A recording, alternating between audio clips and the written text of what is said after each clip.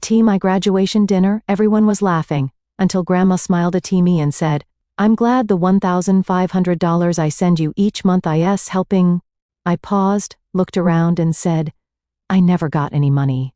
Everyone slowly turned to look at my parents, who were dead silent. Grandma set her plate down. And then it began. The money always disappeared. Every summer job paycheck, every birthday card with a 20% tucked inside, every scholarship meant to ease my burden. All of it vanished into the black hole of my parents' family expenses. I'd learned to live small, to apologize for needing new shoes, to work double shifts between classes while my stomach growled. Until that moment at my graduation dinner when my grandmother's innocent questions shattered everything. "Hope the $1,500 I've been sending you monthly helped, sweetheart." The silence that followed was deafening. The pallor that washed over my parents' faces said everything. $72,000 stolen from me by the people who were supposed to protect me. I'd spent years believing I was the burden. Now, I realized I'd been the bank. And as I looked into my grandmother's eyes, seeing her quiet fury ignite, I understood. Some betrayals can't be forgiven. Some debts must be paid in full. I smoothed down the front of my graduation gown for the 100th time, stealing glances at my reflection in the hallway mirror. 4 years of late nights, ramen dinners, and scraping by had led to this moment. My parents' voices floated from the dining room, the familiar sound of my mother's performative hostess laugh reaching my ears. "Kala, sweetheart. Everyone's waiting," my mother's voice called out, that sugary tone she reserved for company. I took a deep breath and stepped into the dining room. Our modest home had been transformed for the occasion, fresh flowers I knew we couldn't afford, the good china that only appeared when my grandmother visited, and even a congratulations graduate banner hanging above the fireplace. My father, Porter, was pouring wine while engaging my uncle in conversation about property values.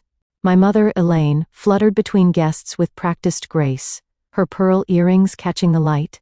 And then there was Grandma Vivian. Unlike the others, she rose immediately when I entered, her eyes bright with genuine pride. "There she is," Vivian announced, crossing the room with surprising speed for her 72. My brilliant granddaughter. Her embrace felt different from my mother's perfunctory hugs, warmer, tighter, sincere. Vivian pulled back, holding me at arm's length to take me in. "You look exactly like my mother on her graduation day," she said, her voice thick with emotion. Strong. Ready for anything. My mother appeared at my side, placing a hand on my shoulder with just enough pressure to create distance between Vivian and me.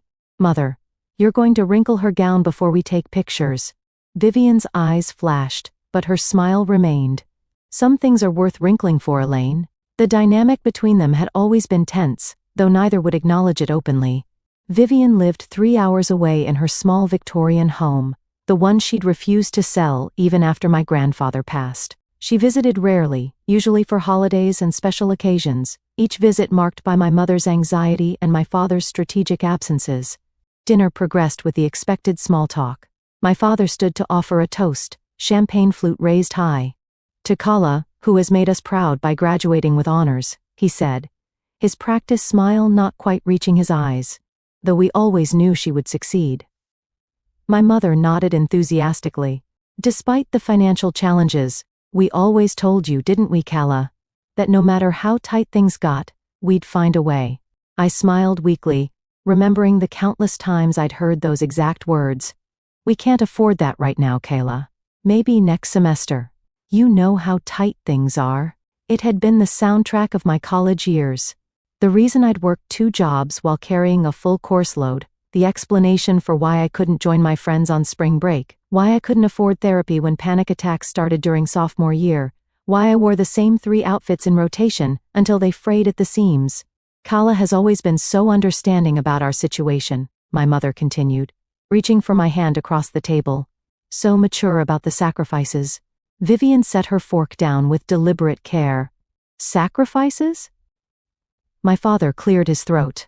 "Well, you know, Mother Vivian, not everyone has unlimited resources. We've always been honest with Kala about our financial situation." "Honest," Vivian repeated, her tone neutral, but her eyes sharp. She turned to me with unusual intensity. "Kala, the monthly deposits, the $1,500 I've been sending you throughout college, Has it helped with those sacrifices? The table went silent. My glass froze halfway to my lips as I processed her words. What money? I asked slowly, the question hanging in the air like smoke. The room temperature seemed to drop 10 degrees. My eyes darted to my parents, who had gone completely still. My mother's face drained of color while my father's jaw tightened almost imperceptibly. The $1,500 I've been sending every month since you started college, Vivian clarified, her eyes never leaving mine, for expenses, emergencies, and so you wouldn't have to work yourself to exhaustion while studying. The silence stretched, broken only by the sound of my uncle awkwardly setting down his utensils. There must be some misunderstanding, my mother finally said, her laugh brittle and false. Mother, perhaps we should discuss this in private. I've never received any money from Grandma, I said, my voice sounding distant to my own ears. Not once. Vivian's expression hardened as she turned to face my parents. Elaine. What is she talking about? My father recovered first, his business smile sliding into place. There must be some banking mix-up. I'm sure we can sort this out. Elaine handles the accounts. I've cut every receipt. Vivian cut in, her voice quiet but firm. Every transfer confirmation, for 4 years. The realization hit me like a physical blow. For years, $72,000. While I'd been eating ramen and working night shifts at the campus coffee shop, while I'd been turning down medical care and social opportunities, while I'd been drowning in guilt every time I spent money on basic necessities. You said we were struggling, I whispered, looking at my mother. You said you were taking extra shifts to help me stay in school. My mother's hand trembled as she reached for her wine glass. We were saving it. For your future. For emergencies. What emergencies? I demanded, my voice rising. The emergency when my car broke down and I couldn't get to class for 2 weeks because you said you couldn't help? The emergency when I needed a root canal and you told me to take ibuprofen until summer break. Vivian placed her napkin on the table and stood with quiet dignity. I think we've had enough celebration for tonight. Kala, would you walk me to my car? My father stood abruptly. Mother Vivian, please, let's not ruin Kala's special day with a misunderstanding. It's not a misunderstanding, Vivian replied coldly. And the only ones ruining anything are you and my daughter. She turned to me, her voice softening. Kala, I'll be at the Parkside Hotel downtown, room 312. Come see me when you're ready to talk. As she walked out, the silence she left behind was deafening. My cousins stared at their plates. My uncle muttered something about family matters, while my aunt suggested they should leave. I remained frozen, watching the family celebration disintegrate around me, suddenly aware that everything I thought I knew about my life, about my parents, might be built on lies. Sleep refused to come that night. I lay in my childhood bedroom, staring at the glow and the dark stars my father had put on the ceiling when I was 10, one of the few happy memories I had with him. The conversation with my parents after everyone left had been brief and unsatisfying. We were protecting you, my mother had insisted, her mascara smudged from crocodile tears. You weren't ready for that kind of money. We were going to give it to you after graduation as a surprise. My father had been more strategic. Your grandmother has always tried to control this family with her money. We were teaching you independence. Independence. The word echoed in my mind as I remembered the nights I'd gone hungry to save for textbooks, the scholarships I'd fought for, the loans I'd taken out despite my parents' assurances they were handling things. By dawn, I was sitting cross-legged on my bed, surrounded by old journals, birthday cards, and letters. I'd started noticing patterns, references to gifts I'd never received, my mother's constant comments about my expensive taste, the guilt trips when I needed new clothes or school supplies. When the first light of morning filtered through my curtains, I dressed quietly and slipped out of the house before my parents woke. The drive to the Parkside Hotel took only 15 minutes, but it felt like crossing a boundary into new territory. Vivian answered her door immediately, already dressed in a simple blue blouse and slacks, her silver hair neatly pinned back. She didn't seem surprised to see me. I've been up since 5, she said, ushering me in. Some habits never die, even in retirement. The hotel room was modest, but comfortable. Vivian had already ordered breakfast, enough for 2. I thought you might come early, she explained, pouring me coffee. You have questions. I have answers. But first, eat something. You look exhausted. I picked out a croissant, while Vivian sat across from me, her posture perfect, but her eyes gentle. I should have checked on you directly, she began, regret evident in her voice. I trusted Elaine when she said you were too busy with studies to talk much. That was my mistake. How long have you been sending money? I asked. The coffee bitter on my tongue, Vivian sighed. Since you started college?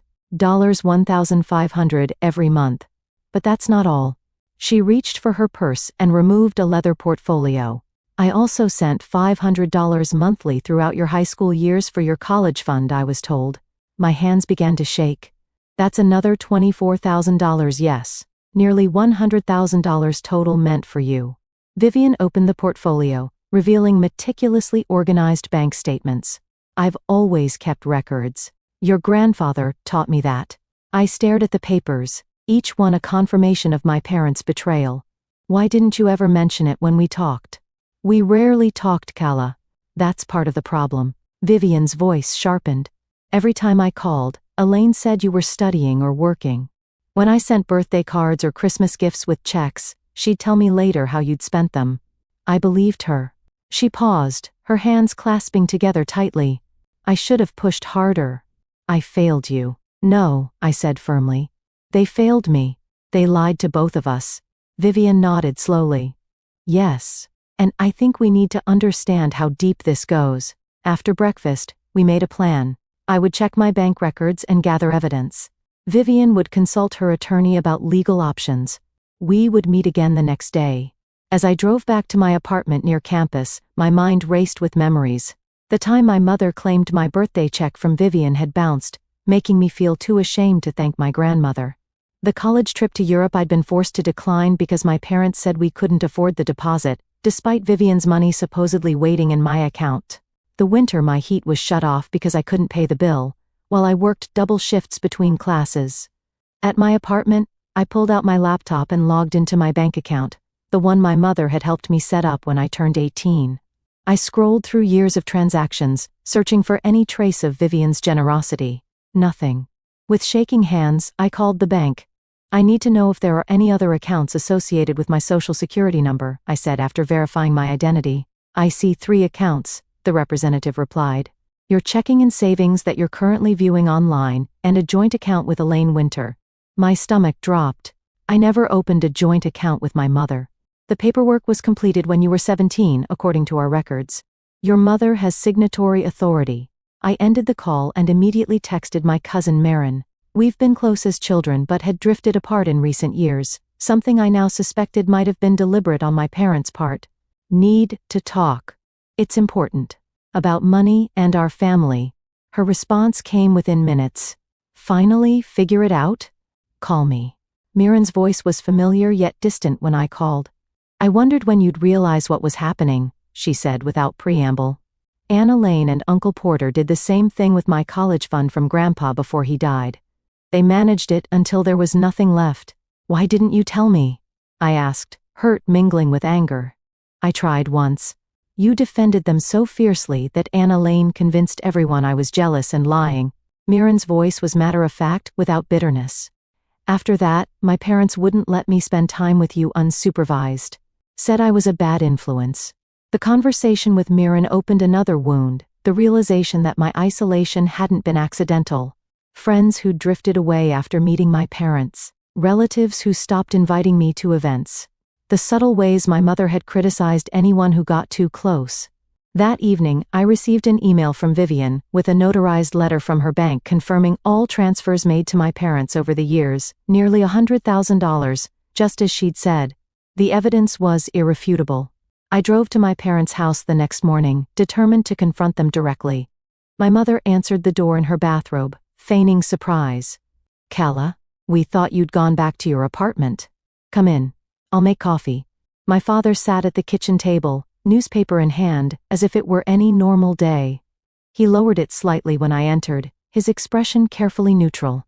I know about the joint account, I said without preamble. I know you forged my signature when I was 17. My mother's hand stilled on the coffee pot. That's a serious accusation, Kala.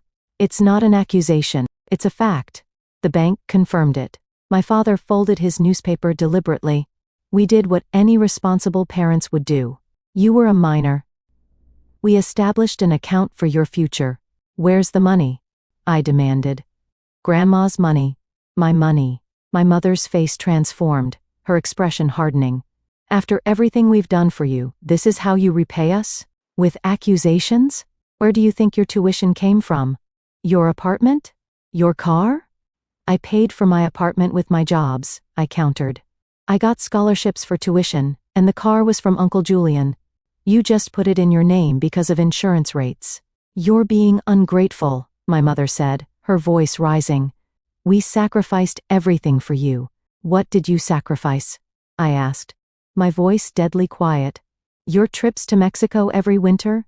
The kitchen renovation last year? Dad's new car. My father stood, his chair scraping against the floor. That's enough. You don't understand adult responsibilities, Kala. We had expenses, investments. Stop lying, I shouted, surprising even myself with the force of my anger. Just stop. I have the bank records. I have Grandma's notarized statements. I know what you did. My mother's face crumpled into tears, the same performance I'd seen countless times when she wanted to end a difficult conversation. How can you do this to us? After all we've done? You're breaking my heart. For the first time, I recognized the manipulation in her tears. The way she'd always twisted situations to make herself the victim. How many times had I comforted her when I was the one who had been wronged? I'm going to find out exactly what happened to that money, I said, backing toward the door. And I'm going to make sure Grandma knows everything. My father's expression darkened. Don't threaten us, Kala. We're still your parents. Not anymore, I whispered, the words burning my throat. Not after this. I left their house feeling both shattered and strangely free. In my car, I found a text from Vivian. My attorney will see us at 2 p.m. I'll pick you up at your apartment. We'll face this together. For the first time in years, I felt like I wasn't alone. The attorney's office was housed in a converted Victorian downtown, its interior warm with wood paneling and leather chairs. Mr. Harlow, Vivian's attorney for over 20 years, was a slim man with silver-rimmed glasses and a deliberate way of speaking that immediately put me at ease. What we're looking at here, he said after reviewing our documents, is potentially financial fraud and grand theft. The forgery of your signature on the joint account when you were a minor is particularly troubling. Vivian sat beside me, her hand occasionally squeezing mine when my voice faltered as I explained my financial history. The psychological component is equally concerning, Mr. Harlow continued. What you're describing, the isolation from family members, the guilt manipulation, the controlled narrative about money, these are hallmarks of financial abuse. The word abuse landed like a physical blow. I never applied that term to my upbringing, despite the constant anxiety, the walking on eggshells, the crushing guilt whenever I needed something. Can we prove it? Vivian asked, her voice steady but her fingers trembling slightly against mine. With what you've provided, we have a strong start, Mr. Harlow confirmed. Bank records don't lie. The notarized confirmation of your transfers, Miss Winter, establishes intent. Now we need to trace where the money went. As we left the attorney's office, Vivian suggested dinner at a small restaurant nearby. Over soup and sandwiches, she watched me with concern. You're very quiet, she observed. Having second thoughts? I shook my head. Just processing. Remembering things differently now. Like what? Like when I was 16 and wanted to attend a summer writing program at Northwestern. Mom said we couldn't afford it, even though I'd earned a partial scholarship. She cried about how embarrassed she was that she couldn't provide opportunities for me. I pushed my soup bowl away. I wrote a letter declining the scholarship, apologizing for wasting their time. Vivian's expression darkened. That was the summer I sent an extra $3,000 specifically for Kala's writing program. Elaine told me you'd changed your mind about attending. There were so many things like that, I whispered. School trips, doctor visits, even clothes. I wore the same jeans until they had holes because Mom would make comments about how expensive my taste was, how tight money was that month. While they renovated their bathroom and took cruises, Vivian added, her tone bitter. I blame myself, I admitted, for wanting too much. For being a burden. Vivian reached across the table, her eyes fierce. You were a child. Their child. Never a burden. The next day, I met with Miss Reynolds, my high school English teacher. She'd always taken a special interest in my writing, often giving me extra books and sometimes even lunch money, which I'd accepted with burning shame. "I'm not entirely surprised," she said when I explained why I wanted to meet. "I called Child Protective Services once, during your junior year." I stared at her in shock. "You did what?" Ms. Reynolds nodded gravely. "You came to school in December wearing only a light jacket. When I asked about a winter coat, you said you didn't want to stress your parents out by asking for one. You were working at that grocery store after school but seemed afraid to spend money on yourself." She sighed. "CPS visited, but your mother was very convincing. Said you were going through a dramatic phase. Nothing came of it." That evening, Vivian introduced me to Uncle Julian, my father's brother whom I barely knew. He'd been largely absent from family gatherings for years, something my father had explained away as Julian's instability. Julian met us at Vivian's hotel, his resemblance to my father striking despite his more casual appearance and genuine smile. "Porter cut me out years ago," he explained, accepting the coffee Vivian offered, after I confronted him about some financial irregularities in our mother's estate. "What kind of irregularities?"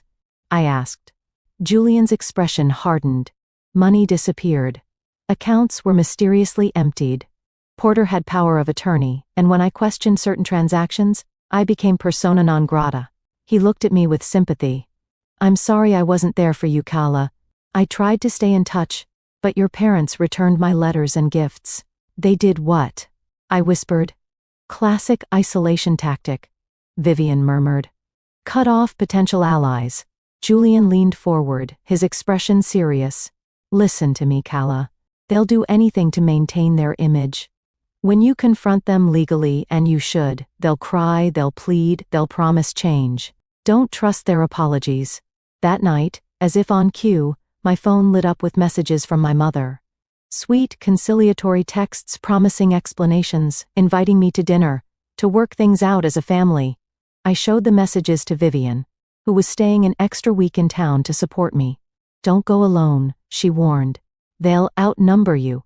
Manipulate the conversation. If you want to hear them out, I'll go with you." My boyfriend Reese called while I was with Vivian. We'd been dating for 8 months. He was kind and stable, if somewhat conventional. When I explained the situation, his response left me cold. "Are you sure you want to go through with this?" he asked. "Legal battles with family can drag on for years. Maybe they really were trying to protect you in their own way." "They stole from me," I said, disbelieving his response. "They lied to me my entire life." "I know, and that's wrong," he backpedaled. "I just wonder if it's worth all this drama. Families are complicated." After we hung up, Vivian found me crying on the balcony of her hotel room. "Reese thinks I should let it go," I explained, wiping my eyes. "That it's not worth the drama." Vivian's expression was compassionate but firm. When people show you who they're willing to stand beside in a crisis, believe them. She sat next to me, wrapping a blanket around my shoulders. "You're not alone in this fight, Kala. I'm here. Julian's here. Your cousin Marin. Even your teacher. You have allies." The next day, armed with Julian's advice and Vivian's unwavering support, I agreed to meet my parents, but on neutral ground, at a coffee shop downtown with Vivian present. My mother's face tightened when she saw my grandmother, but she quickly recovered, reaching for me with outstretched arms.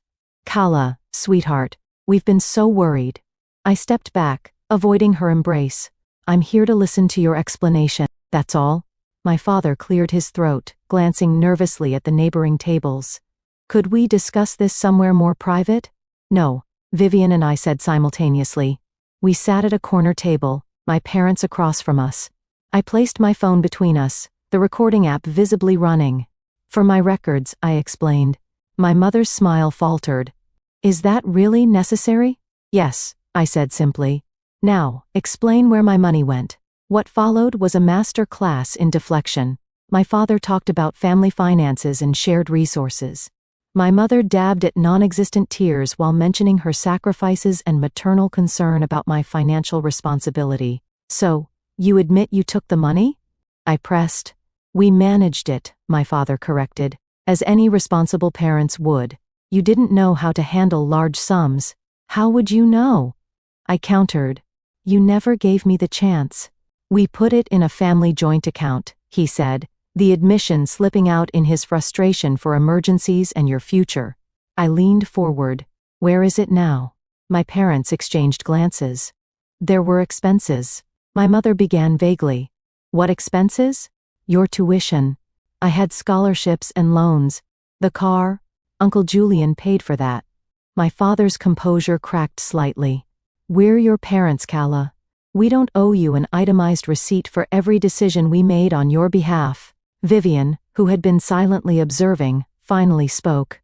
Actually, legally, you do, especially since you forged her signature and diverted funds specifically designated for her use. My mother turned on Vivian, her mask slipping completely. You've always undermined my parenting. Always thought you knew better. Well, look what you've done now. Turn my own daughter against me. You did that yourself, Elaine, Vivian replied calmly. I stood, gathering my phone and bag. This meeting is over. My attorney will be in touch.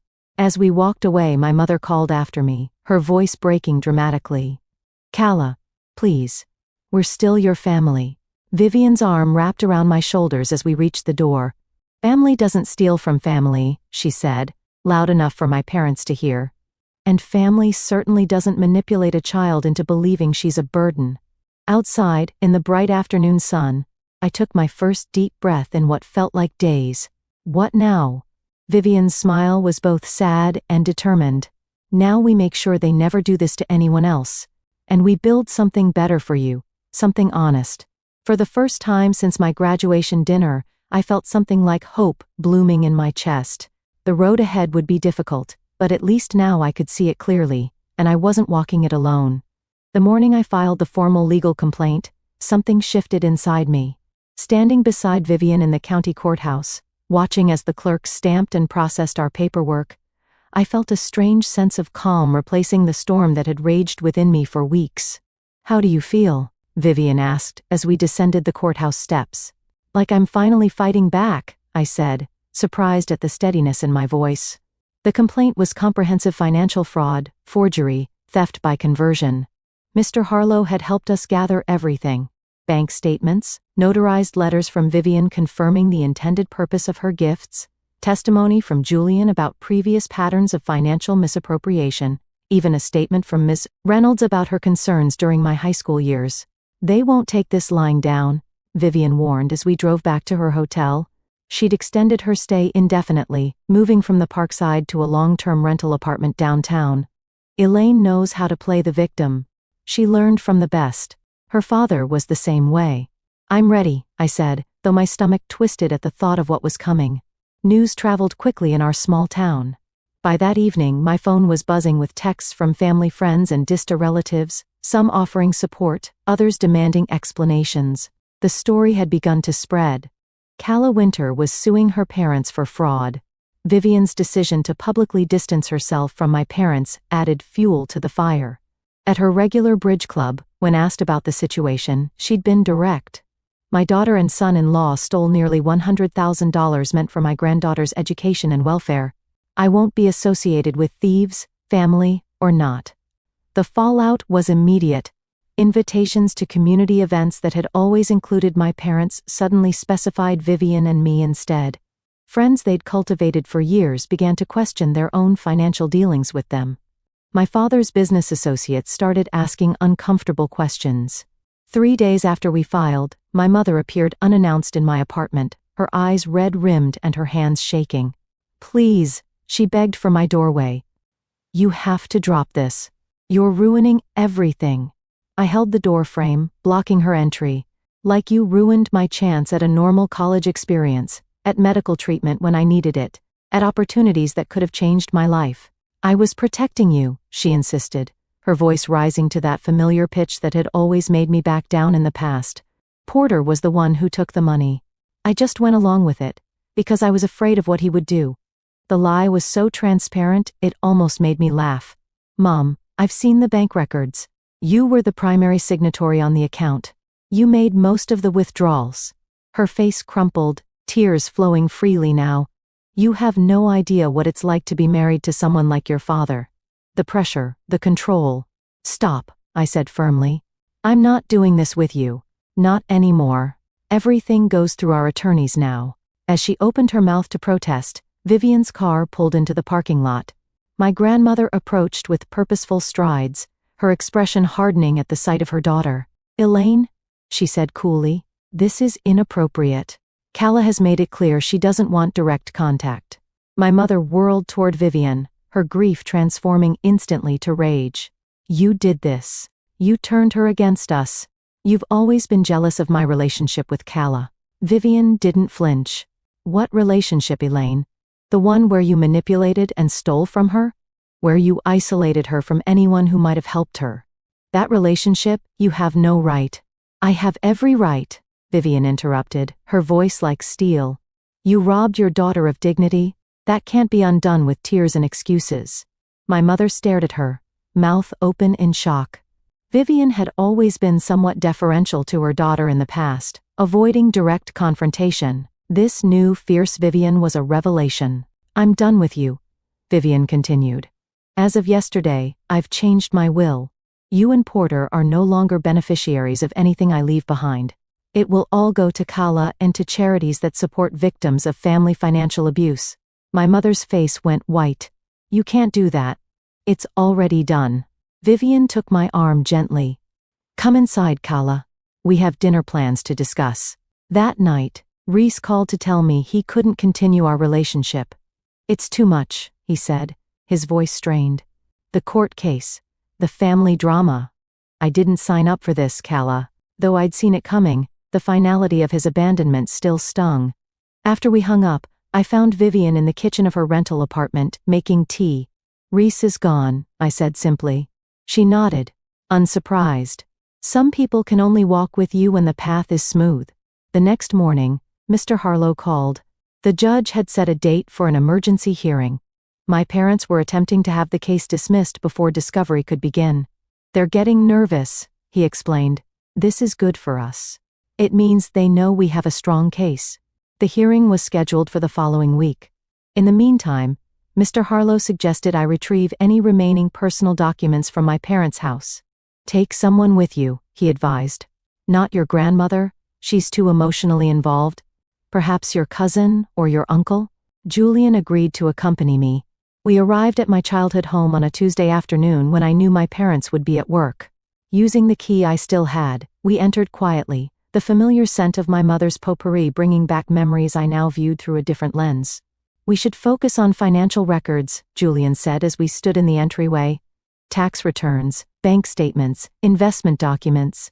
I nodded, leading him to my father's home office. The filing cabinet was locked, but Julian had come prepared with a small toolkit. "Your father and I grew up in the same house," he explained as he worked on the lock. "He hasn't changed his hiding places since we were kids." Inside the cabinet, we found a trove of documentation, not just about my accounts, but about similar situations with other family members. A folder labeled Mirren Trust contained transfer records from an account established by my grandfather for my cousin's education. Another file, labeled JW Estate, held papers relating to my grandmother's sister Judith, who had died 10 years earlier. "They've been doing this for years," Julian muttered, his expression darkening as he flipped through the pages. "To multiple family members. We photographed everything, careful not to disturb the original arrangement. As we prepare to leave, I made a detour to my old bedroom, wanting to retrieve a few childhood keepsakes. The room had been transformed. My twin bed was gone, replaced by an exercise bike and weight bench. My bookshelves had been removed, the walls repainted. There was no trace of me left. They were planning to erase me even before all this. I realized aloud, my voice echoing in the unfamiliar space. Julian placed a hand on my shoulder. "They can change the room, Calla. They can erase who you are." The day of the hearing arrived with a sense of inevitability.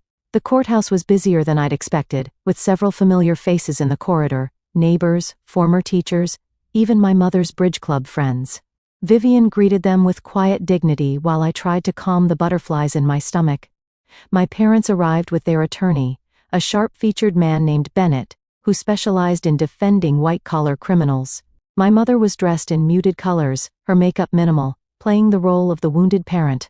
My father looked grim but composed in his best suit. Inside the courtroom, Judge Levinson, a stern woman in her 60s, reviewed our filings with methodical precision. After the attorneys presented their initial arguments, she looked directly at me. "Miss Winter, I understand you wish to make a statement. While unusual at this stage, given the nature of this case, I'll allow it." I rose on shaking legs, feeling Vivian's encouraging presence behind me. The statement I'd prepared seemed inadequate now, faced with the reality of my parents, sitting just feet away, their expressions carefully neutral. Taking a deep breath, I began to speak. "Your Honor, this case isn't just about money, though nearly $100,000 is certainly significant. It's about trust and its violation. It's about parents who systematically lied to their child while stealing opportunities that were rightfully hers." My voice grew stronger as I continued. "For years, I believed we were struggling financially. I worked multiple jobs while studying full-time. I went without medical care. I missed opportunities that could have shaped my future differently. All while my parents used money designated for my welfare to renovate their home, take vacations, and maintain appearances in our community." The courtroom was silent as I spoke about the forgery, the hidden account, the pattern of isolation and manipulation, finding evidence of similar behavior toward other family members. Through it all, I kept my voice steady, my eyes occasionally meeting those of my father, who couldn't maintain my gaze. "I don't take this action lightly, Your Honor, but the systematic deception I experienced wasn't the result of a single bad decision or a temporary lapse in judgment. It was a years-long campaign to control me through financial manipulation while stealing what was meant to help me build my future." I swallowed hard before finishing. No child should have to sue their parents for basic honesty, but no parent should steal from their child while convincing her she's a burden. When I sat down, the silence lingered for several seconds before Judge Levinson cleared her throat. "Thank you, Miss Winter." She turned to my parents' attorney. "Mr. Bennett, does your side wish to respond?" Bennett rose smoothly. "Your Honor, we believe this is a family misunderstanding that has been tragically blown out of proportion. The Winters were simply managing their daughter's finances with her best interests at heart. We'd like to propose a settlement conference, rather than proceeding with what could be a lengthy and painful public process." Judge Levinson's gaze was piercing. "A settlement offer at this stage suggests your clients recognize the merit of the claims against them, Mr. Bennett." "Not at all, Your Honor.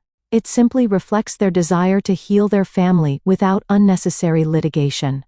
The judge studied my parents for a long moment before turning back to me. "Miss Winter, are you interested in settlement discussions?" Before I could answer, Mr. Harlow stood. "Your Honor, my client has attempted informal resolution multiple times. The respondents have not acknowledged wrongdoing nor provided a full accounting of the misappropriated funds. We believe formal discovery is necessary before any meaningful settlement could be reached." Judge Levinson nodded. "I agree. Motion to dismiss denied. Discovery will proceed, and I'm ordering a forensic accounting of all relevant accounts." She fixed my parents with a stern look. "The evidence presented today suggests a troubling pattern of behavior that merits thorough investigation. We will reconvene in 60 days. Outside the courthouse, reporters from the local paper had gathered. Vivian stepped forward, shielding me from their questions as we made our way to the car. "You did beautifully," she said once we were driving away. "Your words were powerful because they were true." For the first time since graduation night, I felt a weight lifting from my shoulders. The road ahead would be difficult, but I had finally found my voice. The small one-bedroom apartment I rented with the initial restitution funds wasn't much, a converted space above a bookstore downtown, but it was mine. Every decision, from the secondhand furniture to the color of the shower curtain, was made without questioning whether I deserved it, without guilt about the cost, without anyone else's approval. Vivian visited often, bringing plants for my windowsills and books for my shelves. We were building a relationship that should have existed years ago, unfiltered by my parents' interference. "I found these while cleaning out some storage boxes," she said one afternoon, placing a stack of photo albums on my coffee table. "Pictures of you as a baby before things got complicated with your parents." We sat together on my worn sofa, turning pages filled with images I'd never seen. Vivian holding me in the hospital, my first birthday celebration at her house, a Christmas where she dressed as Santa. "They kept these from me," I said, tracing a photo of Vivian pushing me on a swing. "I never knew we had these moments.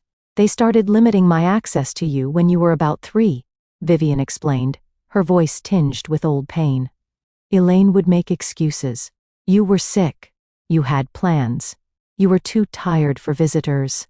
Eventually, the visits became so restricted that I only saw you at major holidays or events they controlled. I leaned against her shoulder, trying to reconcile these images with my limited memories. I always thought you were distant by choice, that you didn't want to be involved in my life. Never, she said firmly. You were always precious to me. I just didn't fight hard enough to stay connected to you. That's my greatest regret. As the legal process continued, I began meeting weekly with Amory Fletcher, a social worker who specialized in supporting survivors of family financial abuse. She was a warm, direct woman in her 40s who had experienced similar manipulation from her own father. What you're feeling is normal, she assured me during our first session. The confusion, the anger, the grief, they're all part of recognizing that your reality was deliberately distorted by people who should have protected you. With Amory's guidance, I started journaling, not just about recent events, but about memories from throughout my childhood.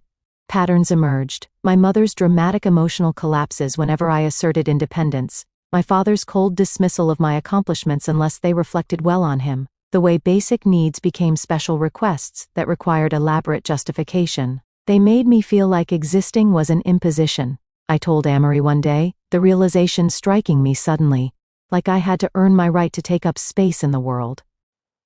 She nodded. That's the core of this kind of abuse, making the victim believe they're fundamentally unworthy.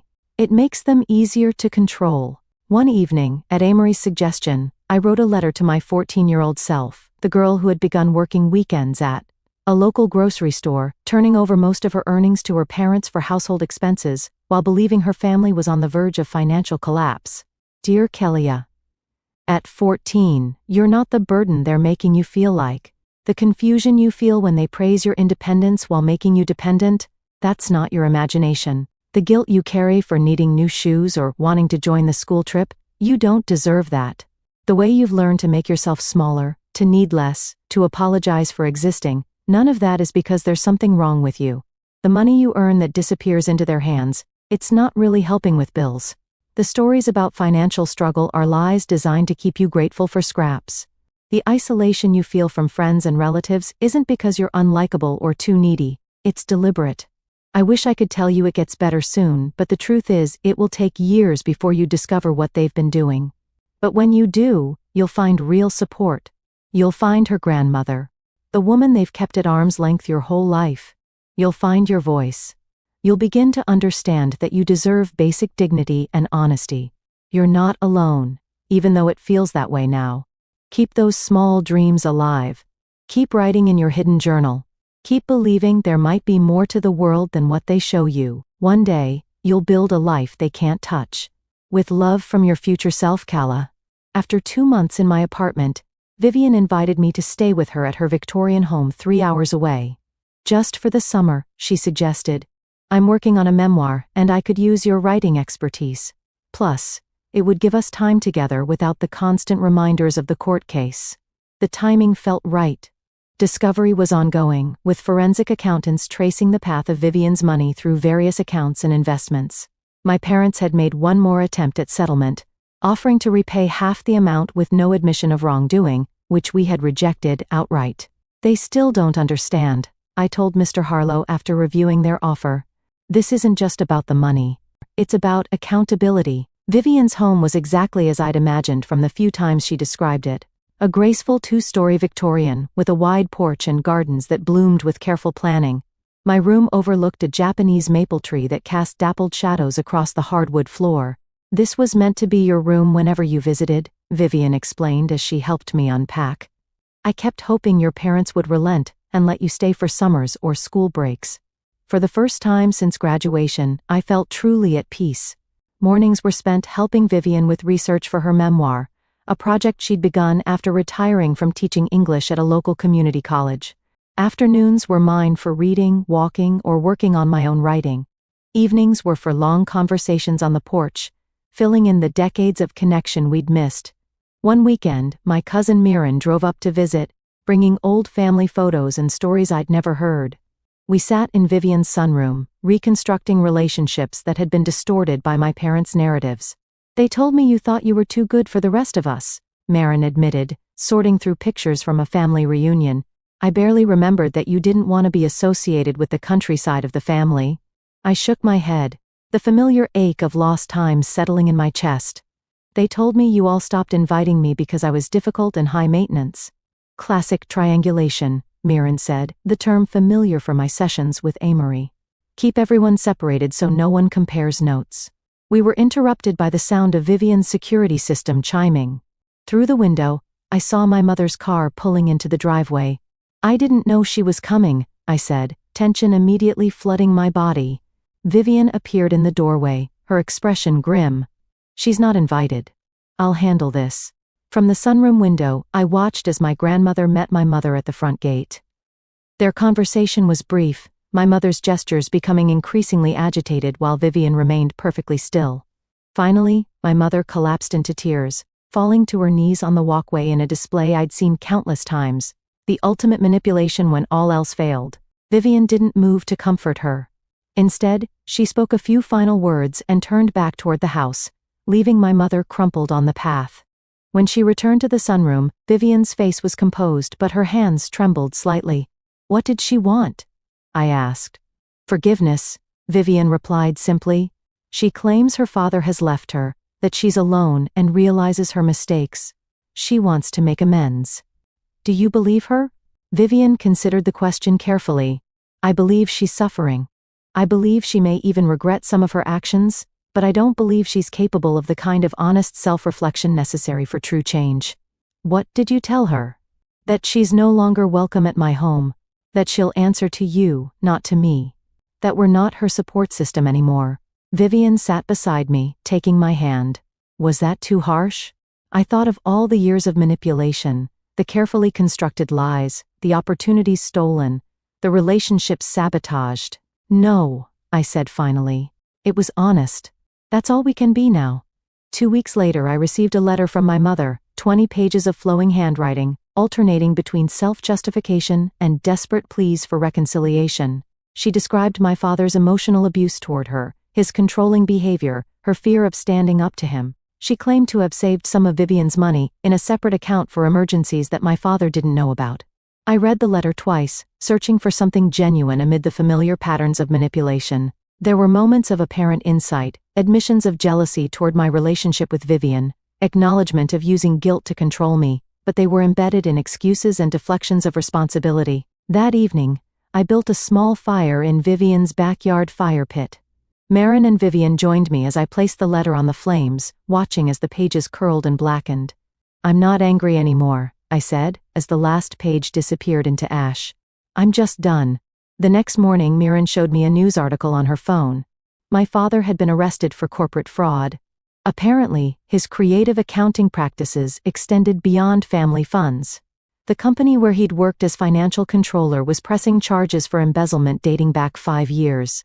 I felt nothing but a dull recognition. Of course, he had been stealing elsewhere. The pattern was too ingrained to be limited to family. Are you okay? Vivian asked when I showed her the article. Yes, I said, realizing it was true. Their choices don't define me anymore. As summer turned to fall, the court case reached its conclusion. With the evidence of the forensic accounting and my father's separate legal troubles, my parents agreed to a full settlement, repayment of all stolen funds, plus damages for emotional distress.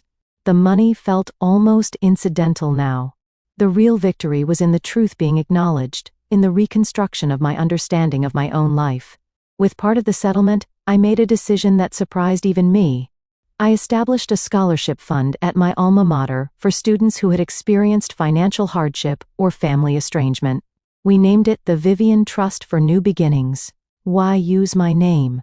Vivian asked when I showed her the paperwork.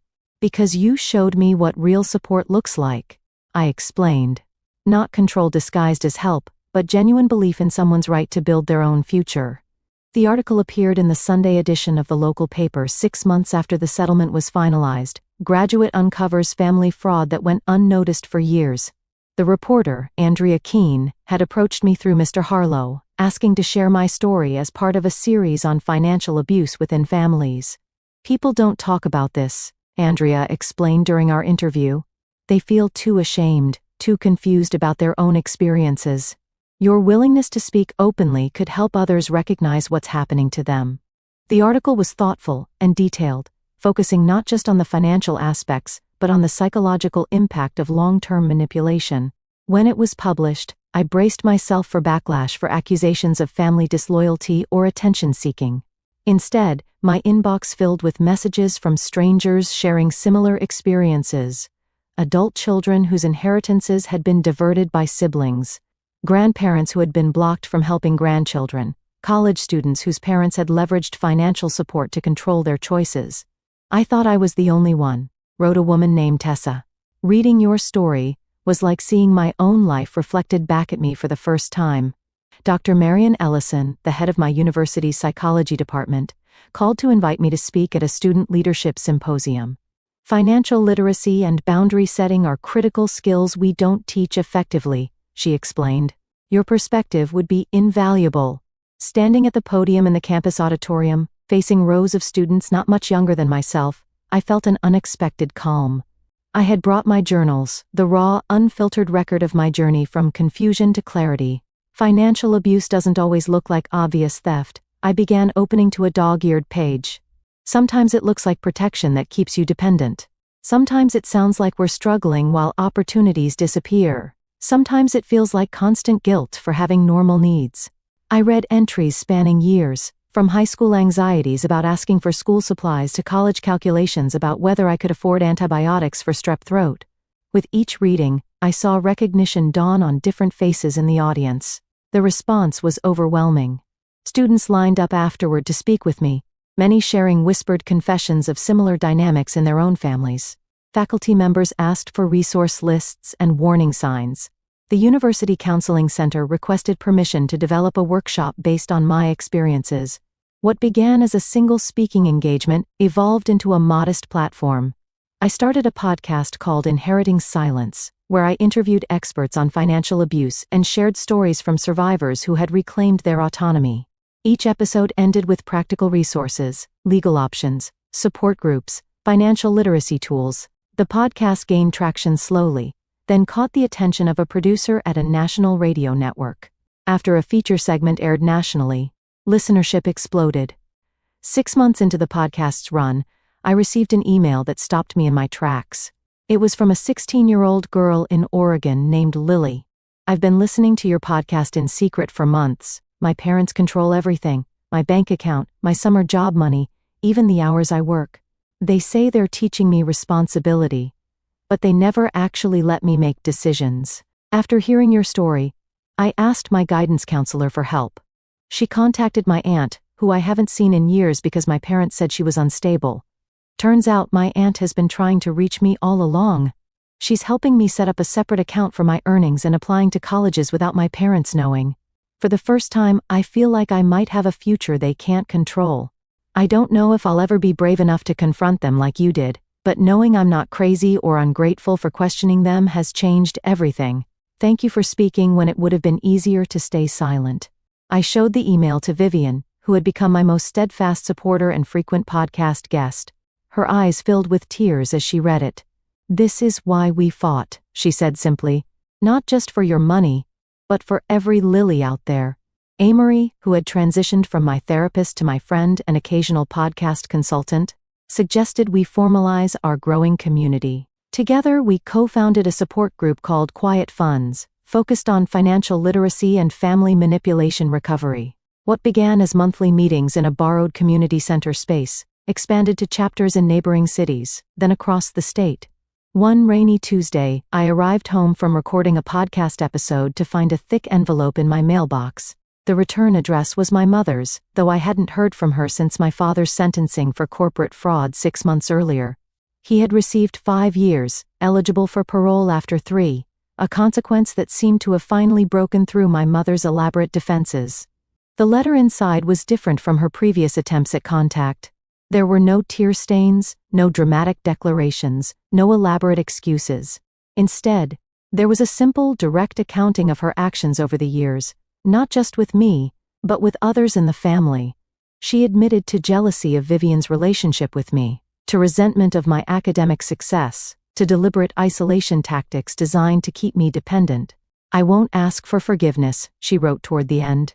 "I don't deserve it.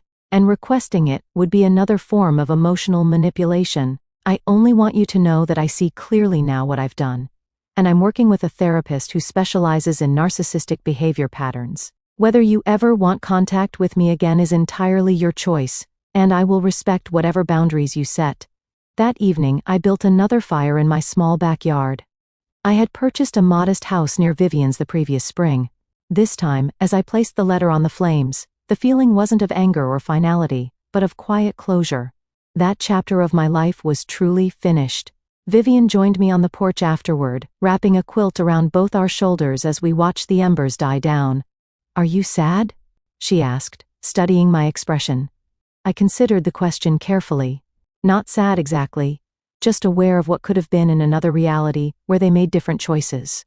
"You've built something remarkable from the ashes," Vivian said, gesturing toward my home, my life, the community we'd created. Something honest. The following week, I received an invitation to speak at a national conference on family financial ethics. The keynote address would be delivered to financial advisors, estate planners, and family counselors, professionals who could help identify and prevent situations like mine. As I prepared my speech, I reflected on the journey from that graduation dinner to the present moment. The money had been recovered, the legal battle won, but the real victory was in the reclaiming of my narrative and in helping others reclaim theirs. Vivian insisted on being in the front row for my address, her silver hair elegantly styled, her eyes bright with unshed tears as I took the podium. At 83, she had become not just my grandmother but my closest friend, co-conspirator, and most trusted advisor. Financial abuse within families persists because we don't name it. I began surveying the room of professionals. We excuse it as protection, dismiss it as misunderstanding, or hide it out of shame. But naming it is the first step toward healing, both for individuals and for our communities. For 40 minutes, I spoke about red flags, intervention points, and the crucial role of neutral financial advocates for young adults. I shared anonymized stories from podcast listeners and support group members, highlighting the patterns that transcended socioeconomic backgrounds and family structures. "The money itself is often secondary to the control it represents," I explained. "The psychological impact of being made to feel like a burden, of having your autonomy systematically undermined, extends far beyond the financial loss.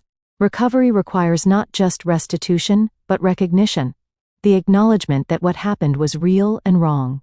After the applause died down and the formal Q&A ended, a line formed of people wanting to speak with me privately. Among them was an older gentleman with kind eyes and a gentle manner. "My daughter stopped speaking to me 5 years ago," he confided. "After listening to your podcast, I realized I'd been using financial support to control her choices, where she lived, what she studied, who she dated. I never saw it as manipulation until I heard you describe your experience." He paused, blinking back tears. "I've started therapy. I sent her a letter apologizing without expectations. I don't know if she'll ever forgive me, but for the first time I understand why she needed to walk away." Later that night, in the quiet of my hotel room, I called Vivian to share the day's events. "You've created something important," she said, pride evident in her voice.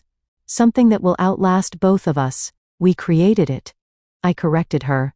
"I couldn't have done any of this without you." "You would have found your way eventually," Vivian insisted. "You always had that strength inside you."